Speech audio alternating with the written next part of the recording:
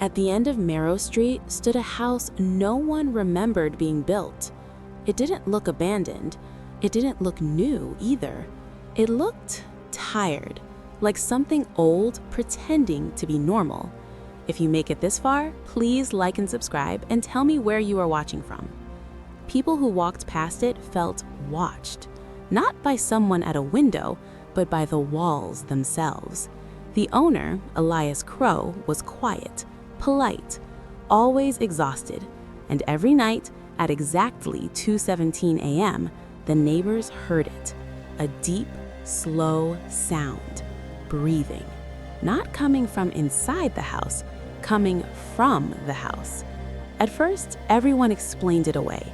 Old pipes, air pressure, animals. But then, patterns formed. If someone walked past the house at night, the breathing slowed. If they stopped, it stopped. And if they spoke, the house responded, not with words, with a pause, like it was listening. The first disappearance was Mrs. Hanley, the elderly woman next door. She had complained for weeks that the walls were too warm and that the house leaned toward her bedroom at night. One evening, angry and frightened, she crossed the yard with her phone and a flashlight. Neighbors watched her knock on Elias's door. They never saw her leave. The next morning, Elias sat on his porch, shaking, whispering the same sentence again and again. It learned a new voice. Police searched the house. They found no signs of violence, no blood, no hidden rooms, but every officer reported the same thing. The walls felt warm, like skin. After that, more people vanished. A teenager who broke in for fun, a realtor trying to sell the property, a priest brought in to bless the house.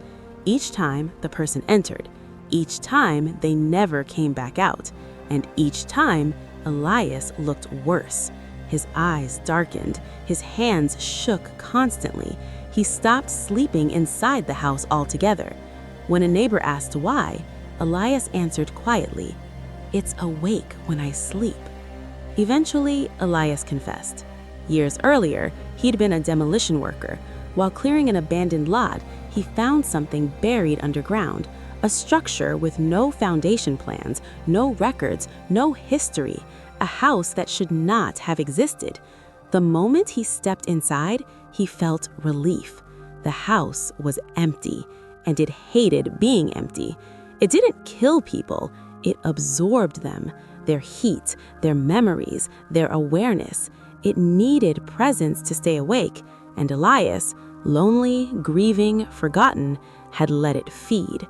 At first, it was small, one person every few months. But soon, the walls began to change. Faces pressed faintly beneath the plaster, hands frozen as if trying to escape.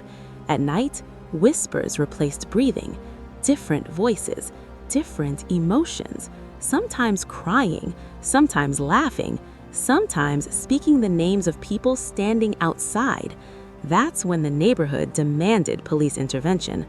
Officers arrived just before dawn. Elias met them at the door, terrified. He grabbed one officer's arm and begged, "If you hear breathing, don't answer it and don't turn on the lights." They ignored him. At 2:17 a.m., the door shut behind them. Body cameras recorded only darkness and a sound like lungs filling the room. Then, silence. Backup entered at sunrise. The officers were alive, standing motionless, facing the walls, smiling. Their eyes were gone, not torn out, but gently removed, as if the house no longer needed them. Behind the walls, investigators found the others, dozens of people, alive, breathing, embedded into the structure, each whispering the same sentence. "It sees through us now." Elias was found in the basement, clawing at the floor. He sobbed as he was dragged outside. "I gave it strangers," he cried, "but it learned me." An officer reached for the porch light. Elias screamed. The switch flipped. The house inhaled. Windows lit up like eyes.